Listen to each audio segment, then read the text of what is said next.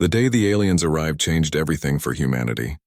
Their ships appeared without warning above Earth's major cities. Massive vessels that blocked out the sun and made every human creation look like toys. Jake Morrison stood at the window of Unity Station, a newly built facility orbiting the moon, and watched as the alien delegation approached. He was Earth's chosen ambassador, a man who had spent his entire career preparing for this moment. Beside him stood Ben Carter, a military advisor with sharp eyes and a cautious mind, and Dr. Lisa Hammond, a brilliant scientist who had dreamed of this day since childhood. The alien that entered the meeting room was nothing like the movies had shown. Speaker Vrel stood nearly 8 feet tall, his body covered in a dark exoskeleton that clicked and shifted as he moved. Multiple eyes observed the humans with an intelligence that was both fascinating and terrifying. When he spoke, the words came through a translation device that made his voice sound cold and mechanical.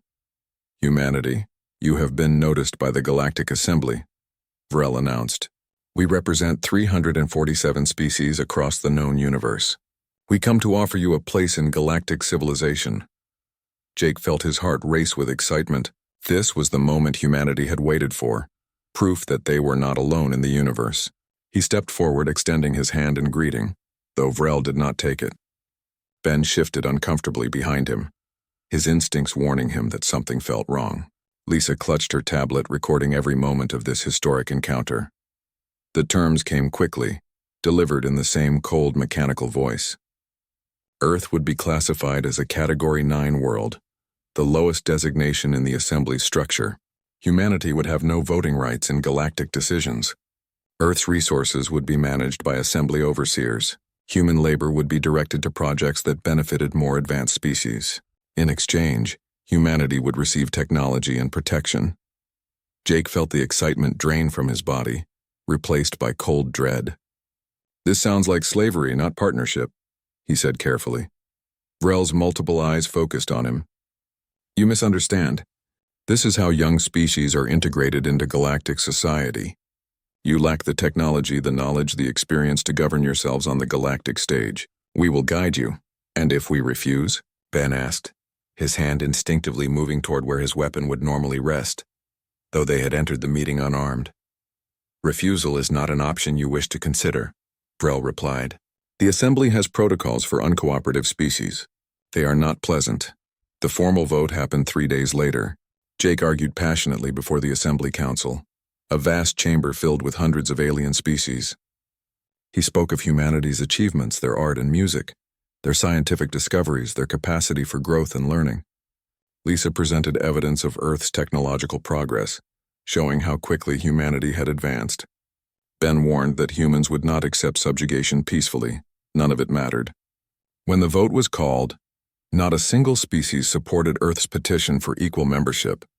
347 votes were cast, and 347 voted to classify Earth as a resource world.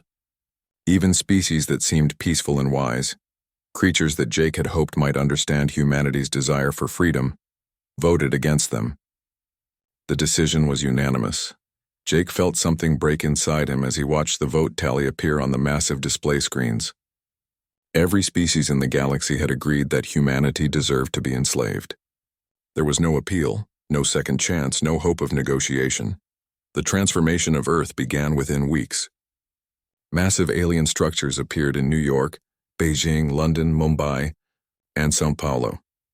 These installations served as resource extraction centers, pulling minerals from the Earth and organizing human labor forces. Orbital platforms appeared above the oceans, harvesting water and marine resources. Mining operations scarred previously untouched wilderness areas. Earth's governments tried to resist at first. The United Nations called emergency sessions. Military forces mobilized. But the technology gap was too vast. A single assembly warship could destroy an entire fleet of Earth's most advanced fighters. When China attempted to fire missiles at an alien installation, the weapons were neutralized before they left their launch sites, and the entire military base was reduced to slag as a demonstration of power. Within 6 months, Earth's governments had dissolved. They were replaced by regional compliance offices, administrative centers managed by alien overseers who directed human labor and resources. Jake Morrison was given a new title, Human Liaison Officer. It sounded important but meant nothing. He had no power, no authority, no ability to change anything. He existed only to relay orders from the aliens to humanity, and to maintain the illusion that humans had some voice in their own fate. The compliance collars arrived on a cold morning in November. Every human over the age of 12 was required to report to processing centers to receive the device. Lisa was one of the first to study them, her scientific curiosity overwhelming her fear. The collar attached to the base of the skull, connecting directly to the nervous system. It monitored location, vital signs, and brain activity. If a human disobeyed orders or showed signs of rebellion, the collar could deliver pain so intense that victims often blacked out. Jake received his collar in a quiet ceremony at what had once been the United Nations building. Vrel himself attached the device, his clicking mandibles forming what might have been a smile. "You will find compliance brings peace," the alien said. "Resistance brings only suffering." The collar felt cold against Jake's skin. When it activated, he felt his thoughts become slightly fuzzy, as if someone was watching from inside his own head. He understood then that this was not just physical slavery. The aliens wanted to control humanity's very thoughts and will. Ben Carter received his collar while standing in line with thousands of other former military personnel. He felt the device lock into place and immediately began planning how to remove it. His training had taught him to never accept capture, to always look for escape routes, to never stop fighting. The collar would not change that. Lisa received hers at the research facility in Antarctica, where she had been assigned to work on alien projects. As the device activated, she felt tears stream down her face. This was not the first contact she had dreamed of as a child. This was a nightmare. All across Earth, humans bowed their heads and accepted their collars. They reported to their assigned workstations in the mines, the factories, the farms, and the construction sites. They learned to follow orders without question, to work until exhaustion, to accept that their lives no longer belonged to them. But in the silence of that compliance, in the bowed heads and quiet submission, something else was growing.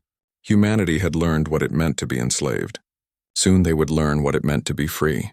5 years had passed since the collars had locked around human necks, and the galaxy believed humanity had been broken. The aliens saw humans working in the mines, harvesting crops in the fields, and constructing their buildings without complaint. They saw obedience and assumed it would last forever. They were wrong. In the mountains outside what used to be Denver, Commander Ryan Hayes stood in a cavern that had once served as a Cold War bunker. The facility stretched deep into the mountain, its concrete walls thick enough to block the scanning equipment the aliens used to monitor Earth's surface. Ryan had escaped the initial compliance sweep by being in the right place at the right time, on a remote military training exercise when the collars were distributed. He had watched from the mountains as his city fell, as his fellow soldiers submitted, and he had made a choice. He would never wear a collar. With him were others who had escaped or been freed. Amy Chen was a tech specialist who had once designed secure communications for the military. She sat hunched over a workbench covered in dismantled alien technology, her fingers moving with practiced precision. Greg Palmer, an explosives expert with a nervous laugh and steady hands, sorted through supplies they had stolen from alien installations. There were 12 others in the facility, each one a human who had chosen death over slavery. Amy looked up from her work, exhaustion evident in her eyes. "I think I found it," she said quietly. "The collar's maintenance cycle. There is a 3-second window where the neural connection drops. If we hit it with an electromagnetic pulse at exactly the right moment, we can disrupt the interface long enough to remove it." Ryan moved to her side, studying the device she had been working on for months. It looked crude, assembled from stolen parts and salvaged electronics, but if it worked, it would be the key to freeing millions. "How dangerous is the removal?" he asked. "Painful, maybe brain damage if we time it wrong. Maybe death," Amy said honestly. "But it works. I tested it on myself." Ryan looked at her in shock. Amy pulled back her hair to show the scar at the base of her skull where her own collar had been attached. She smiled grimly. "Someone had to be first. I am still here, still thinking, still free." Greg laughed his nervous laugh. "You are completely insane, Amy. I love it." The first real operation happened on Mars, where thousands of humans worked in brutal mining conditions under alien supervision. The Red Planet had become a massive labor camp. its thin atmosphere and harsh environment making escape impossible. Humans worked 16-hour shifts extracting minerals that would be shipped across the galaxy. Many died from the work, from accidents, from the collars punishing them for moving too slowly. Ryan's team spent 3 months planning the operation. They smuggled Amy's disruption devices to Mars piece by piece, hidden in supply shipments and maintenance equipment. They recruited workers who still had fight in them, people willing to risk everything for a chance at freedom. Ben Carter, still serving as a security officer at a major spaceport on Earth, provided crucial intelligence about transport schedules and security protocols. The operation began at midnight Mars time. Across the largest mining facility, Resistance members activated the disruption devices simultaneously. 2,000 collars failed at once. For 3 seconds, the neural interfaces dropped. In those 3 seconds, humans tore the devices from their necks, screaming in pain but refusing to stop. The collars clattered to the red dust, inactive and powerless. The freed workers moved fast. They had weapons they had hidden over months, tools that could be used as weapons, and most importantly, they had numbers. They overwhelmed the alien guards and seized control of the mining facility. They barricaded the entrances and prepared for what came next. The alien response was swift and brutal. Warships appeared in Mars orbit within hours. Vrel himself broadcast a message demanding immediate surrender. "Return to your work or face extermination," the speaker's cold voice announced. Ryan, watching from Earth through stolen communications equipment, made contact with the Mars facility. "You know what to do," he said simply.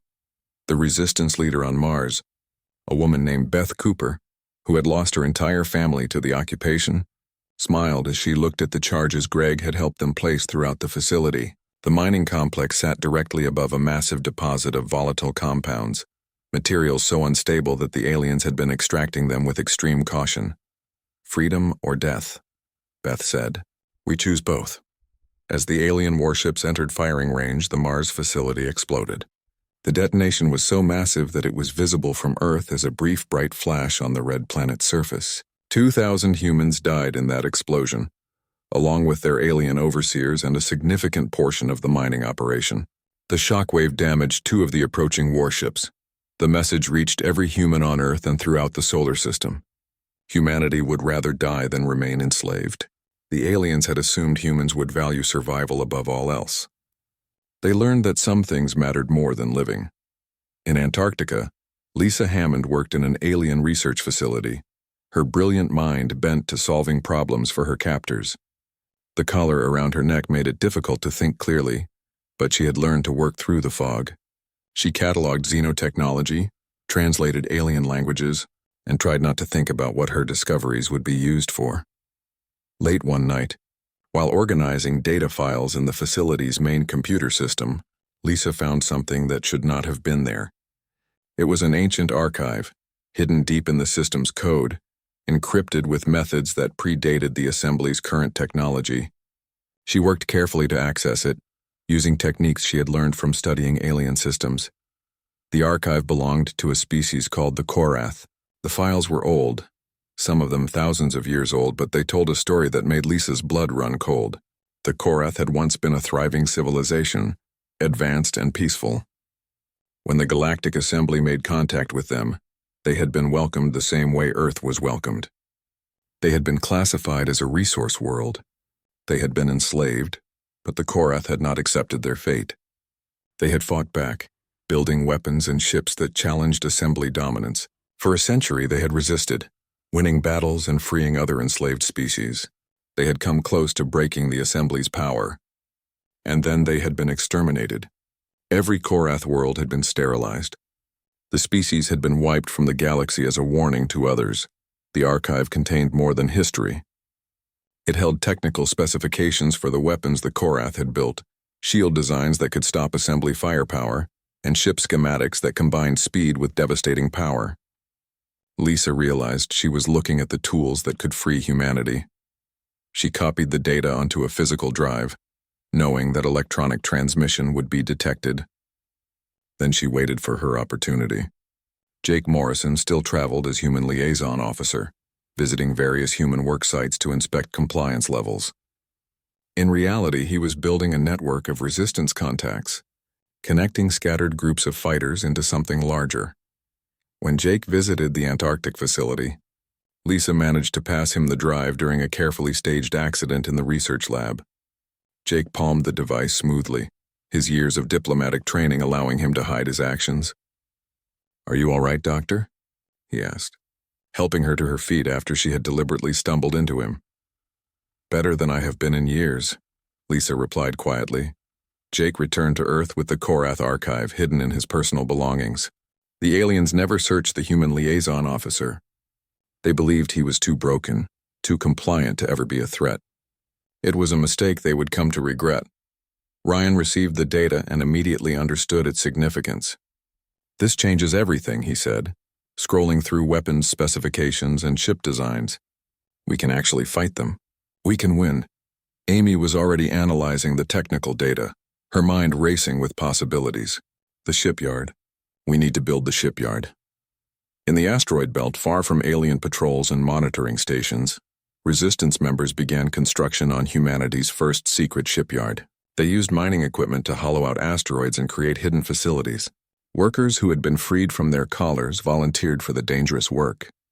Resources were stolen from alien operations bit by bit, small enough losses that they would not be noticed.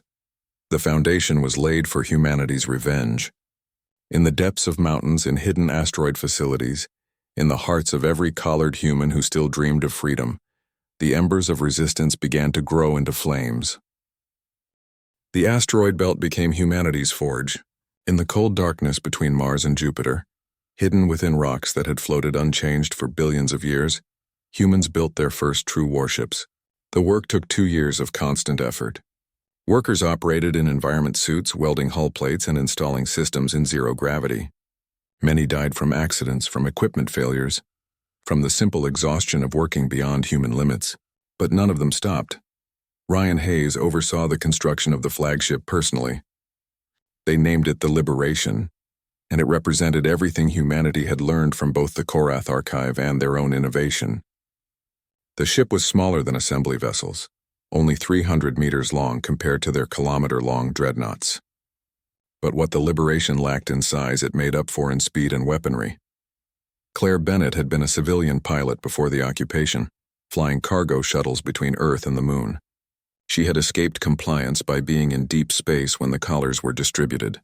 When Ryan found her hiding in the asteroid belt, surviving on emergency rations in a damaged shuttle, she had been close to death. Now she stood in the Liberation's cockpit, her hands moving across controls that felt both alien and familiar. "She flies like a dream," Claire said, guiding the ship through a test run between asteroids. Fast, responsive, nothing like the heavy alien ships. Sam Rodriguez worked at the weapons console, his military training finally put to use again. He had been a tactical officer in the Navy before the occupation. His collar had been removed 6 months ago, and he still had nightmares about the pain. But he was free, and that made everything worth it. Weapon systems online. Korath plasma cannons charging correctly. Missile racks loaded. "We have got real firepower here." Amy Chen had outdone herself with the collar disruption technology. She had refined it into devices that could be deployed on a massive scale. Small electromagnetic pulse generators could be hidden throughout Earth's infrastructure, ready to activate simultaneously. "When we are ready to move, we can free millions at once," she explained to Ryan. "But we only get one chance. If we activate too early, the aliens will adapt. We need perfect timing." Jake Morrison continued his role as human liaison officer, traveling throughout human settlements and maintaining the appearance of compliance. Beneath that surface, he was recruiting for the resistance and establishing communication networks. He discovered that rebellion was spreading naturally. In South America's farming collectives, workers sabotaged equipment in ways that looked like accidents. In Asian manufacturing zones, humans produced defective goods that would fail after minimal use. Small acts of defiance multiplied across the globe. Ben Carter used his position as a security officer at Earth's main spaceport to steal weapons and shuttles. He was careful, taking only small amounts that would not be noticed in inventory checks. He also trained new recruits in combat tactics, preparing them for the day when stealth would end and open warfare would begin. In a hidden training facility beneath the ruins of old Chicago, humans learned to fight again. Lisa Hammond remained in the Antarctic research facility, but her work had changed. She reverse-engineered every piece of alien technology she could access, documenting weaknesses and vulnerabilities. She discovered that the Assembly's technological advantage was built more on information control than actual innovation. Most species were not allowed to develop certain technologies, were not taught certain principles. The gap could be closed with knowledge and time. Unfortunately, humanity did not have time. The Assembly made their fatal mistake on a cold morning in March. Assembly security forces traced resistance communications back to the Denver facility. Ryan had known this day would come eventually. The facility was too active, too important to remain hidden forever. But he had hoped for more time. The attack came without warning. Alien troops dropped from orbit, surrounding the mountain facility. Ryan and his team fought, but they were outnumbered and outgunned. After 6 hours of battle, the facility fell. Over 500 resistance fighters were captured, including many of Ryan's original team. Greg Palmer died in the fighting, detonating explosives that took down an entire alien assault squad. Speaker Vrel appeared on every screen across Earth to announce the capture. These criminals thought they could resist the Assembly. They were wrong. They will be executed publicly at Unity Station as a demonstration of the price of defiance. All humans will watch and learn what happens to those who forget their place. The execution was scheduled for 1 week later. Jake Morrison was required to attend as human liaison officer. He would stand in the viewing area and watch as his friends died. Ben Carter was assigned to the security detail, forced to guard the very execution he wanted to prevent. Neither could intervene without revealing their connections to the resistance and dooming the entire movement. But Ryan Hayes was not in the Denver facility when it fell. He had been at the asteroid shipyard, overseeing the final installations on the Liberation. When he received word of the capture, his first instinct was to rush to their rescue immediately. Amy stopped him. "If you go now, you will just die with them. We need a plan." They had 6 days to prepare. The Liberation was nearly complete, but 3 other smaller warships were also ready. The fleet was nowhere near strong enough to challenge the Assembly's full military power, but it was enough for one desperate mission. Ryan addressed the crews who had volunteered for what everyone knew was likely a suicide run. "We are going to Unity Station. We are going to rescue our people. And we are going to show the galaxy that humanity does not bow anymore," Ryan said.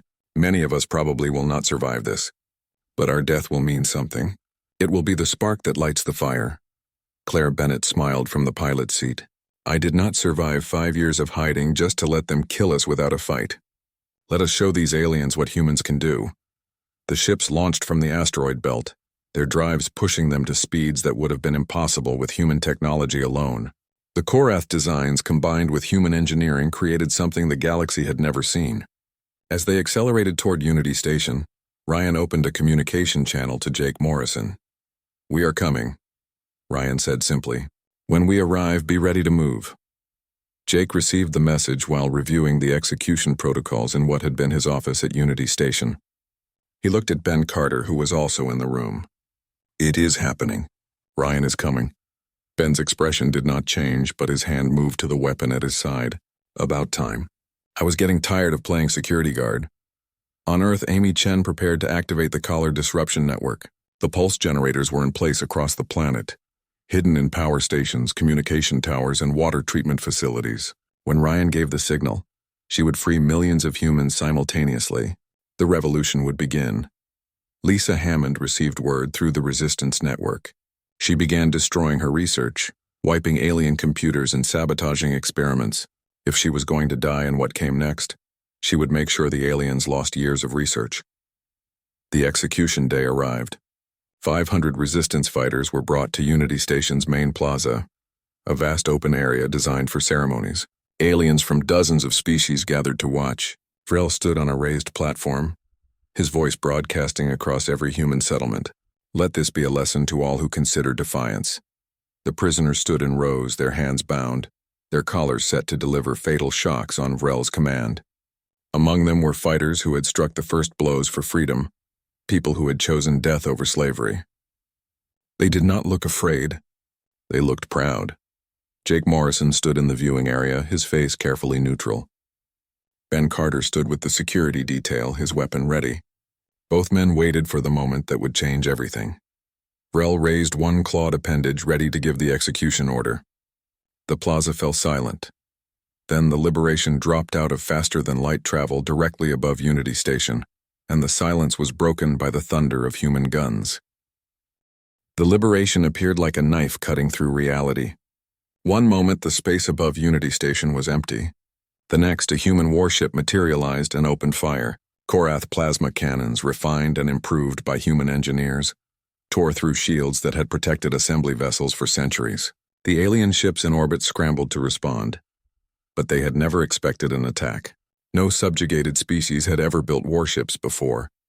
Claire Bennett pushed the Liberation through maneuvers that should have been impossible. The ship twisted and rolled, dodging return fire while maintaining its attack run. Targeting the prison section, she called out, "Hold on to something." The Liberation's main weapons focused on a single point of Unity Station's hull, the reinforced section where the 500 prisoners were held. The concentrated fire punched through layers of armor and shielding. Atmosphere vented from the breach in a cloud of frozen air. But the prisoners were already moving. They had been warned through the resistance network to be ready. As the hull cracked open, they pushed toward the breach. Many of them sucked into space but caught by waiting shuttles that Ryan had positioned during the approach. On the station's main plaza, chaos erupted. Jake Morrison moved the instant he heard the explosions. He had a stolen alien weapon hidden under his diplomatic robes, and he drew it now, shooting the nearest guard. Ben Carter and the other resistance members embedded in the security detail turned their weapons on their alien supervisors. Humans who had been forced to serve their captors finally struck back. Vrel tried to reach his command ship, but Ben cut off his escape. The former soldier fired 3 shots, taking down Vrel's bodyguards. Then he grabbed the speaker by his armored throat. "You wanted to teach us a lesson. Let us teach you one," Ben said, dragging the alien toward the communication array. The space battle intensified as more assembly warships arrived. Ryan knew the human fleet could not win through strength. They were outnumbered 10-1, and more alien reinforcements were jumping in every minute. But winning was not the goal. Survival was not the goal. The goal was to buy enough time for the message to spread. "All ships target the command vessel." "We are going in," Ryan ordered. The Liberation accelerated directly toward the largest assembly warship, weapons firing continuously. The other human ships followed, creating a spear of firepower aimed at the enemy's heart. Claire pushed the ship past its designed limits. Alarms screamed as systems overloaded. "We are not going to make it through their shields," she warned. "Then we go through their hull," Ryan replied. Brace for impact. The Liberation did not slow down. It struck the assembly command ship like a meteor, its reinforced bow punching through armor and creating a massive breach. Human soldiers in environment suits poured through the gap, fighting their way into the alien vessel. Ryan led the assault personally, his weapon cutting down anything that moved. They fought through corridors never designed for combat, past shocked alien crew members who had never faced boarding actions. They reached the command center in 20 minutes of brutal close-quarters fighting. The alien officers inside tried to resist, but humans had been preparing for this fight for years. Every tactic, every weapon, every strategy had been designed for one purpose: killing the species that had enslaved them. The command center fell and the assembly warship went dark. Meanwhile, on Earth, Amy Chen activated the collar disruption network. Across the entire planet, millions of collars failed simultaneously. The electromagnetic pulse struck in perfect synchronization, disrupting neural interfaces for the crucial 3 seconds needed for removal. Humans tore the devices from their necks, screaming in pain and rage and joy. In the mines of Africa, workers turned on their overseers. In the factories of Asia, humans seized control of the facilities. In the farms of South America, people grabbed tools and turned them into weapons. Earth erupted in planet-wide revolution. The aliens had never planned for this. Their security forces were designed to control compliant populations, not fight desperate rebels with nothing left to lose. Lisa Hammond broadcast from Antarctica, her message reaching every human on Earth and spreading beyond to other enslaved species throughout the galaxy. She revealed the truth about the assembly system, sharing the Korath data, and explaining how the Galactic Order maintained power through systematic oppression. "They told us we were inferior, that we needed their guidance. They lied. We are not weak. We were never weak. We were only alone." The response from freed humans was overwhelming. They attacked alien installations with improvised weapons, with stolen technology, with bare hands when nothing else was available. Former soldiers like those trained by Ben Carter led organized strikes. Civilians overwhelmed compliance centers through sheer numbers. Within 48 hours, Earth was back in human hands. At Unity Station, Jake Morrison stood before the communication array with Speaker Vrel bound at his feet. Ryan Hayes stood beside him, his armor scorched and damaged from the fighting. Ben Carter held a weapon aimed at Vrel's head. Behind them, the viewing screen showed scenes from Earth, images of humans tearing down alien structures and reclaiming their world. Jake activated the broadcast to the entire Galactic Assembly. His voice was calm but carried the weight of 5 years of rage. "I am Jake Morrison, and I speak for humanity. We were welcomed to your galaxy with chains. You voted unanimously to enslave us, every single one of your species. You thought we would accept our fate because we were weak, because we were alone. You were wrong." He gestured to Vrel, who clicked and hissed in his alien language. "Your speaker is our prisoner. Your fleet above Unity Station is destroyed or captured. Earth is free. And this is not a negotiation. This is a declaration. Humanity recognizes no authority but our own. We accept no chains from any species. Any force sent to re-enslave us will be destroyed." Ryan stepped forward, his expression hard. "But we are not like you. We remember what it means to be enslaved, and we will not let it happen to others. Any species seeking freedom from assembly oppression is welcome on Earth. The Korath technology is being shared freely. The age of assembly dominance is over." The broadcast spread across the galaxy. On assembly worlds, the leadership watched in shock and rage. This was an existential threat to their entire civilization. If humanity succeeded, if other species followed their example, the galactic order would collapse. Within hours, over 100 species demanded Earth's immediate destruction. High Admiral Krex, the Assembly's most experienced military commander, was given command of the largest fleet ever assembled, 2,000 warships from 100 different species, carrying enough firepower to sterilize every planet in Earth's solar system. Krex had crushed a dozen rebellions in his long career. He had exterminated 3 species who refused to submit. He would do the same to humanity, but Earth was not preparing to surrender. Ryan Hayes, now promoted to fleet commander, organized humanity's defense. The captured assembly vessels were stripped for parts and technology. Every shipyard that once built compliance stations was retooled to produce warships. Scientists like Lisa worked constantly to improve weapons and shields. Every human capable of fighting trained for the war they knew was coming. Jake Morrison became Earth's first elected leader, chosen by billions of humans who finally had the right to vote again. His first act was to establish the Earth Defense Council, coordinating the planet's military and industrial resources. His second act was to send a message to every enslaved species in the galaxy. Earth will help you fight for freedom. The responses came slowly at first, then in growing numbers. Species that had been subjugated for centuries suddenly had hope. The Korath data provided the tools. Earth's example provided the inspiration. Across the galaxy, rebellions began to ignite. The Assembly leadership realized they had made a terrible mistake. By enslaving humanity, by forcing them to fight for survival, they had created an enemy unlike any they had faced before. Humans did not fight for territory or resources. They fought because they refused to bow. That made them dangerous beyond measure. 6 months after Earth's liberation, Admiral Krex's fleet arrived at the edge of the solar system.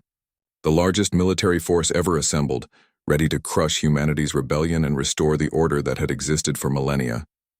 Earth's defense fleet numbered only 300 ships, hastily built and crewed by inexperienced pilots. The odds were overwhelming, but humanity had learned something in their years of slavery. When you have nothing left to lose, you can do impossible things. The assembly fleet appeared at Neptune's orbit like a swarm of metal locusts. 2,000 warships representing 100 different species, each one a testament to the military power that had dominated the galaxy for millennia. High Admiral Krex stood on the bridge of his flagship, a massive dreadnought 3 kilometers long, and studied the primitive human defense fleet ahead. 300 small ships, most of them built in the last 6 months. It would be a massacre. Ryan Hayes watched the enemy fleet through the Liberation sensors. He stood on the bridge with Claire Bennett at the helm and Sam Rodriguez at weapons. Around him, the crew worked with focused intensity. They knew the odds. Everyone knew the odds. But they also knew what would happen if they failed. Earth would burn. Humanity would be exterminated like the Korath before them. There would be no second chances. All ships activate jamming fields. Stay close to Neptune's magnetic field until I give the signal, Ryan ordered through the fleet-wide channel. The human ships disappeared from sensors, hidden by the gas giant's natural interference and their own electronic countermeasures. It was a trick they could only use once. Krex frowned as the human fleet vanished from his displays. Primitive tricks, he thought. His fleet had sensors that could penetrate any jamming, technology that humanity could not possibly match. He ordered his ships forward, maintaining their formation. The fleet would sweep through the solar system, destroying every human vessel and installation, then reduce Earth to ash. It would take a week at most. The first indication that something was wrong came when the human ships suddenly appeared inside his formation. They had not been hiding at Neptune at all. They had used the magnetic field to mask a sprint forward, closing the distance while the assembly fleet advanced. The Liberation led the charge, its weapons already firing. Korath plasma cannons tore into an assembly cruiser, punching through shields that should have stopped anything humanity could build. Claire pushed the Liberation through impossible maneuvers, weaving between larger ships while maintaining fire. "They are too slow to track us," she called out. Their targeting systems are designed for ships their own size. Sam fired missiles that split into multiple warheads, each one guided by advanced targeting algorithms Lisa had designed. They struck shield generators, engine sections, weapon batteries. The human ships could not match the assembly's firepower directly, but they did not fight directly. They fought like wolves attacking a bear, fast and vicious, targeting weak points. The space around Neptune became chaos. Human ships darted in and out of the assembly formation, each attack run precisely coordinated. They had drilled for months, practiced every maneuver until it was instinct. The assembly fleet tried to respond, but their ships were designed for overwhelming force, not dogfighting. Their weapons were too powerful, too slow, built to destroy other dreadnoughts in long-range engagements. But numbers still mattered. For every assembly ship destroyed, 3 human vessels were blown apart. Ryan watched the casualty reports flood in and felt each loss like a physical blow. These were people he knew, had trained with, had shared the dream of freedom with. They were dying to protect Earth. Lisa Hammond, coordinating the defense from Earth, activated the weapons platform she had spent 6 months building. Hidden throughout the solar system, disguised as debris and asteroids, hundreds of automated defense stations came online. Energy beams lanced across millions of miles with pinpoint accuracy. Missiles launched from platforms orbiting Mars, Venus, and the asteroid belt. The solar system became a killing field. The assembly fleet found itself fighting not just ships but an entire star system designed for war. Every moon and asteroid could hide a weapon. Every piece of debris could be a mine. The human defenders had turned their home into a fortress. Admiral Krex realized his mistake too late. He had expected a primitive defense easy to crush. Instead, he faced an enemy that fought with desperate intelligence, using every advantage of their home ground. He ordered his fleet to pull back and regroup, but Ryan had anticipated that. "Now, Lisa, hit them now," Ryan broadcast. From Earth's orbital facilities, Lisa activated her final weapon, quantum disruption mines, based on advanced Korath technology that even the assembly had never fully understood. The mines created cascading failures and faster-than-light drives, a chain reaction that spread through the entire assembly fleet. Ships that tried to jump away found their engines failing, trapping them in the solar system. Krex felt cold fear for the first time in his long career. His fleet was trapped, cut off from retreat and reinforcement. The humans had planned this perfectly. They had turned the battle into a siege where the assembly's numerical advantage meant nothing. His ships would run out of supplies in weeks. The humans could keep fighting from their bases and stations indefinitely. "All ships focus fire on the human homeworld," Krex ordered. "If we cannot leave, we will complete our mission. Earth will burn." But the human defense grid was too strong. Every ship that tried to push toward Earth faced concentrated fire from multiple directions. The Liberation and other fast attack craft hunted the larger vessels like sharks. Days turned into weeks as the battle ground on. The space around Earth filled with debris and wreckage. Both sides bled, but the assembly bled faster. On the 17th day, High Admiral Krex died when concentrated human fire tore his flagship apart. The assembly fleet, leaderless and desperate, began to fracture. Some species tried to negotiate surrender, Others fought to the death. The battle became dozens of smaller engagements across the solar system. When the last assembly warship finally surrendered, Jake Morrison stood before the cameras again. Behind him floated the wreckage of the largest fleet ever assembled. Destroyed by a species the galaxy had considered primitives, he broadcast his message to every corner of known space. The assembly sent 2,000 ships to crush Earth's rebellion. Half of them now float as wreckage. The other half are our prisoners. This is the fate of any who try to enslave free beings. The Galactic Assembly is dissolved, effective immediately. All subjugated species are declared free. Any species that attempts to maintain the old order will face the same fate as this fleet. The transmission included footage of the battle, showing human ships tearing through assembly formations. It showed the captured vessels, their alien crews surrendering. Most importantly, it showed that the assembly could be beaten, that the system could be broken, that freedom was possible. Jake then did something that shocked the galaxy. He began transmitting the Korath data openly, broadcasting on every frequency, sending it to every known world. The technology, the weapons, the shield designs, everything humanity had used to win their freedom, he gave it away freely to any species that wanted it. "We do not seek to dominate," Jake said. "We only seek to ensure that no species ever again faces the choice between slavery and death. This knowledge belongs to everyone. Use it to free yourselves. Use it to build a galaxy where all species stand as equals." The effect was immediate. On worlds throughout the galaxy, enslaved species began to rise up. They had the tools now, and they had seen that victory was possible. The rebellion spread like fire through dry grass. Species that had maintained power through the Assembly's protection found themselves facing armed revolts. The galactic order collapsed in months. Some species tried to maintain their dominance. They sent fleets to crush rebellions on their subjugated worlds. They found themselves facing not just local resistance, but human ships appearing to support the freedom fighters. Ryan's Earth Defense Fleet became the galaxy's guardians, responding to calls for help from species fighting for their freedom. A year after the Battle of Sol, the galaxy was transformed. The assembly was gone, replaced by hundreds of independent species governing themselves. Some conflicts continued. Old grudges and territorial disputes flared into small wars. But the age of systematic enslavement had ended. No species could maintain power through oppression anymore because the enslaved now had the tools to fight back.